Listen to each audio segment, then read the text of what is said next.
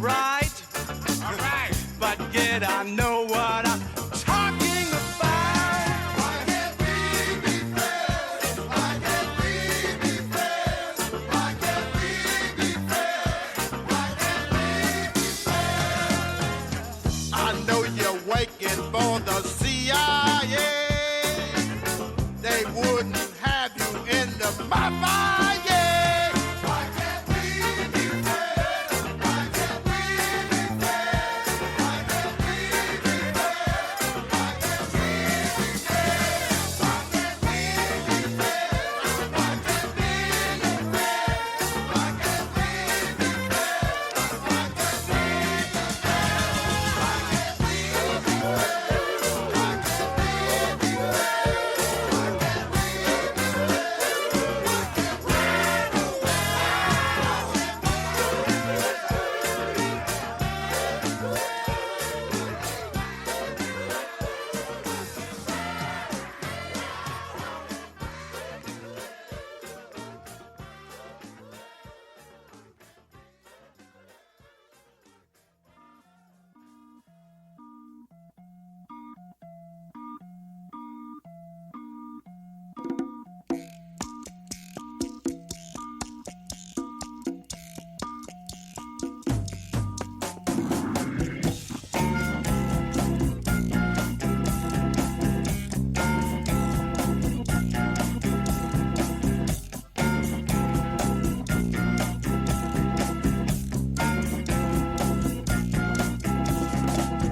I was once out strolling one very hot summer's day, when I thought I'd lay myself down to rest in a big field of tall grass. I lay there in the sun and felt it caressing my face as I fell asleep and dreamed.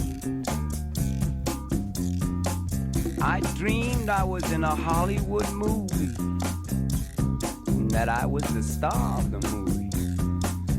This really blew my mind.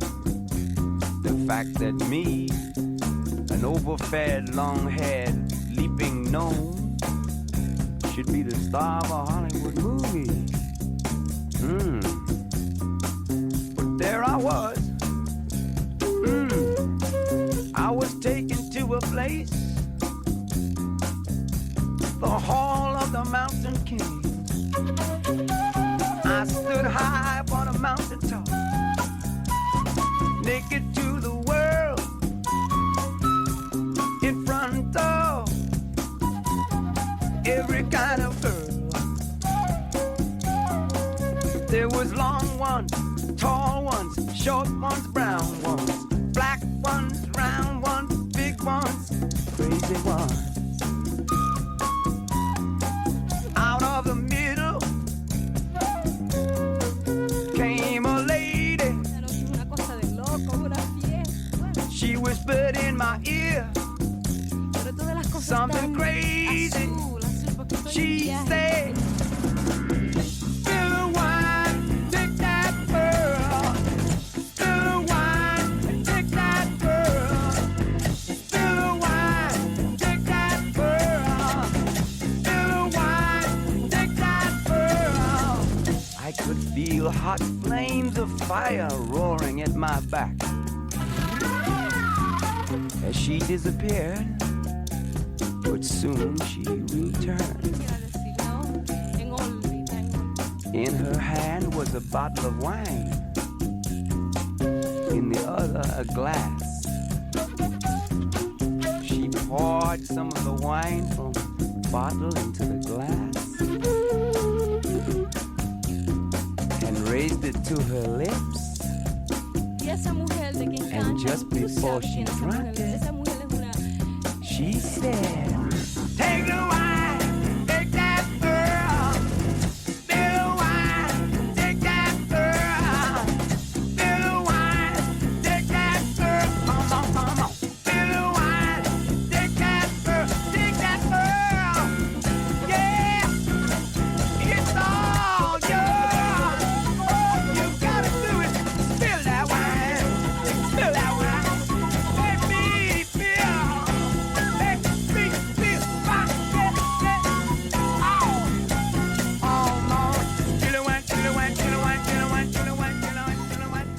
What an incredible song. That's Spill the Wine by War. And we are fortunate today to have Lonnie Jordan from War, one of the founding members of War, joining us today on air on Pirate Cat Radio. Hi, Lonnie. How are you doing today? I'm good. I am fortunate to be in the presence of San Jose. Thank you so much. It's great that you're here, and I appreciate the shout out to San Jose, because you've got a show tomorrow in downtown San Jose in Music in the Park, and you're going to be playing, and you're going to have Malo opening for you, and there's going to be car clubs there, and we're going to have, I think there's going to be Lucha Libre wrestling there as well. It sounds like it's going to be a really fun Sunday, and you're going to be a great punctuation mark to that in our city. So thank you for coming and showing us a good time tomorrow. I appreciate it. No problem. But yeah, that's one of the things about San Jose is there's this there's a very distinct culture here for many, many years of the lowrider car culture. Obviously, it started in Los Angeles, but in the 70s, it really blossomed here in San Jose. Lowrider magazine was started here in San Jose. And Lowrider obviously was your biggest runaway single of all of your fantastic albums. But can you kind of tell us a little bit about the origin story of how Lowrider came to be? Well, how Lowrider came to be was existed before we decided to record the song Lowrider. But as far as like all we were trying to do is just give the Lowriders more, giving them their props, because a lot of people around the world never knew what a lowrider was until we recorded it. Right. And we put it in our backdrops and in our videos when we would perform the songs on stage. And so Charles Miller, our saxophone player, walked into the studio one day, and we already had the track. Okay, the track was already recorded, but we needed lyrics. We needed a theme, and we didn't know what to write about until Charles Miller walked in. And he had just bought a lowrider car, a Chevrolet. It was a 1952. How charity. That's great. Yeah, and we saw it. We came back into the studio, and he sat down on this bench inside the studio with a bottle of tequila. Very fitting. Mezcal. All right. I don't know if you remember that. Yeah. With the worm. Nice. He had a lemon and some salt. We turned the track on. He said, "Charles, maybe you can come up with something." He just, because he was in he was in full rainbow colors at that time. He sat down. We turned the track on, and he just started singing. It was a totally different lyric. It was a totally different theme, but we eventually resolved that and came back to reality about his car. And Jerry Goldstein, of course, the producer then and now, said, "Why don't we sing about your car?"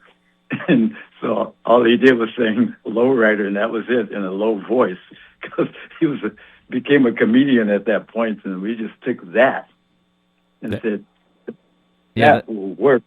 That's that's fantastic. Yeah, and it sounds like you guys had a lot of fun, and you continue to have a lot of fun. You guys, the band seems to be very full of energy, very full of life, that you guys really enjoy being a jam band, putting new stuff out, or not new stuff, but playing things new ways every single time.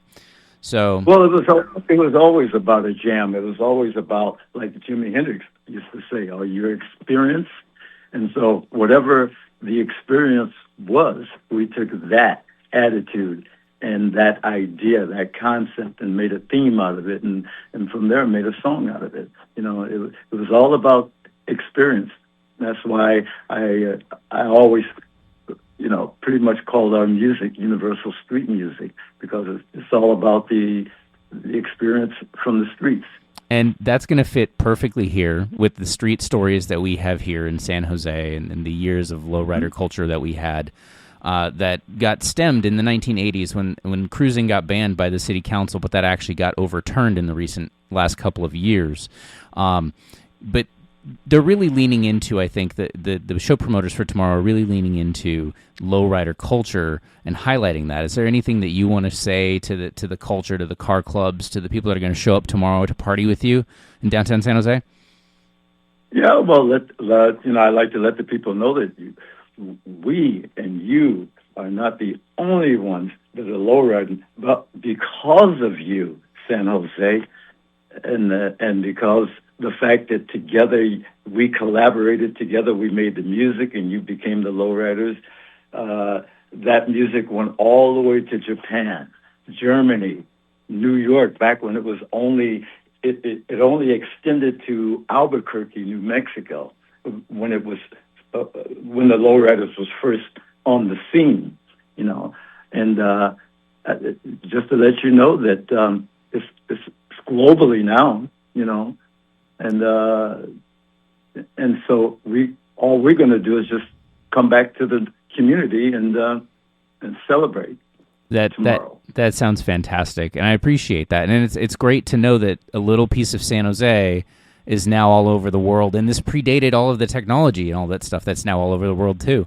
So San Jose has a very unique culture, and it's great that tomorrow you're going to be leaning into that. But I would be remiss to say, we didn't start lowrider culture here in San Jose. It did mostly start in Los Angeles. It started in the 1940s, and Art LeBeau was one of a radio idol of mine who started talking to people live at the Scrivener Drive-In, and it got so popular that he ended up creating these shows, these dance hall shows, and that would sometimes have bands in El Monte for 6 years. And I know that you grew up in Long Beach, and the band formed in Southern California. You guys all went to school together, if I read correctly. No, let me correct you now. I grew up in Compton, California. Okay, all right. And the other guys in the band that grew up, and two of the members grew up in Long Beach, and then there was Harbor City and San Pedro. Okay. So for some reason or another, a lot of people want to just pinpoint Long Beach as a place where War grew up. No, we grew up in Compton, San Pedro, Harbor City, all over, yeah, and Long Beach. Okay, yeah. So that's fantastic. Did any of you? How were you influenced by what happened in El Monte and kind of the furthering of that culture and bringing together? Because I think there was a distinct opinion, like perception of the time that the Southern California kids were kind of like these white carefree surfer kids, right? And that's not at all what Los Angeles is, right? It is that, but it's so much more. LA has always been a cultural melting pot, right? So these shows in El Monte kind of pulled people together from all over the city. Were you guys able to go participate in those in your youth, or did kind of spin-outs from that kind of influence the starting of your band when you guys weren't even War, when you started as Well, we were influenced by the radio, and it was not only Art LeBeau, but it was also Hunter Hancock, and a couple of other DJ. It was first of all, El Monte Legion Stadium was too far for me to ride. Okay, it cost 25 cents, and that was a lot of money for us back then, and it was a long ways, and it was considered across the tracks. Okay, and fair. So you have to understand that the cars back then were mostly hot rods. I don't know if you remember the hot rod syndrome. That's what the cars were about, and then later on, lowriders came about, but it was hot rods. It was those 1930. Right. Fast, the hot rods, and the surfers. That was their cars. Got it. Loud engines and no what do you call it? No hoods in the front. All you can see was engines and loud pipes. Wow. But they were cool too, though. Okay. Okay. Very cool. Well, thank you for that disambiguation. I was not alive at the time, and it's great to learn from you about how things actually were, and that's fantastic. It's called a horse's mouth. Yes. Yeah. Fair. From the horse's mouth. Fair. Yeah. So I do want to ask you, you earlier described war as universal street music, and I think that one of the things that's really interesting about what you do is all of the cultural influences and blends that you bring in. You guys defy genre. There is no genre that describes the music that you do because you have so many different parts. You know, there will be beats that are Afro-Cuban, and then there's going to be Latin, and there's funk, and there's R&B, and you kind of mix it all together, whatever you guys are feeling on stage or at the time when you record, right? Is that accurate? Is that an accurate depiction? Yeah, that's accurate. It's you can call it a stew, a gumbo stew, a mixed salad bowl, whatever you want to call it. It's an element of everything, right? And that's what we're about. We don't try to target any one genre style of music. We again, like you said, we're a jam band. And we're one of the few jam bands back in the day, and I'm surprised that we were able to ever even get music on the radio back then.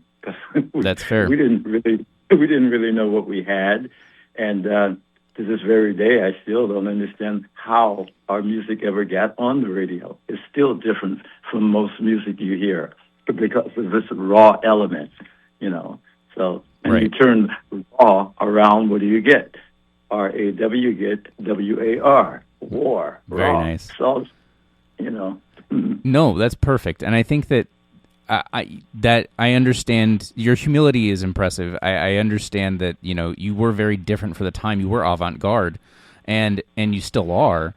And I think that people appreciate that. It's just good music. People want to have fun, and you guys are fun. And I think my question to you is, I understand that you also are a music lover. You have influences. Are there people in the scene that you see today that are also defying the bounds of genre? Is there anybody that you think that's kind of also like a vanguard in the way that you were when you guys were creating music, that just kind of mixed a bunch of different stuff and was putting out great original sound? Yeah. For the time, back then we didn't have we didn't have access to a lot of tools, like Pro Tools and the right. technology and all that. But I have to say, an artist today to look out for, this one of my favorite, and that's Bruno Mars. Okay. And Bruno Mars, and I love his, I would say, his new Latin song. It's really a cool song. You got to listen to it. And he's using a mariachi band, on his song. But it's really, it's a mixture of everything if you hear it. And it's cool. He's one of my favorites. That's fantastic. Yeah, no, I really think Bruno Mars is putting out fantastic music, but I've not heard his latest song, so I'll have to check that out. And I think that he's a great embodiment of crossing boundaries and genres. So that's thank you for that. Yeah. So I think we're kind of coming up on our time here, and I want to make sure that we plug the show, but I do want to ask you one last quick question. In the people that you're listening to today, is there anybody that you feel is not getting enough attention that you think is making great music? Yeah, the people who believe they're making great music and then never get their music played, they're the ones. Right. And I can't name them. That's fair. I'm sure there's a whole lot of them out there because I love all different genres of music. Right. I'm not. That's why you hear so many different genres of styles in our music, and I love music, whatever genre it is. And when I mentioned Bruno Mars, he's just one of my favorites right now. That's fantastic. No, thank you so much. So we are out of time. I am actually kind of stepping on our next show, but I do want to say thank you so much for taking the time to talk to us today, Lonnie. This was fantastic. You are going to be live tomorrow in the downtown San Jose Plaza de Cesar Chavez. That's in the process of actually being renamed right now. But it's going to be you and Malo. And there's going to be car clubs out. It's in downtown San Jose. It's going to be a fantastic show. come on out, everybody, if you're around this weekend. And then, do you have any parting thoughts that you want to share with people, Lonnie? Yeah, just come out and have a good time and bring plenty of water because our stage will be smoking with Love us it. and Model. Love it. All right. Thank you so much, Lonnie. Thanks for calling in. This is Pirate Cat Radio, and I'm going to give you the listeners back to the Jackalope Hour. Thanks so much. Thank you.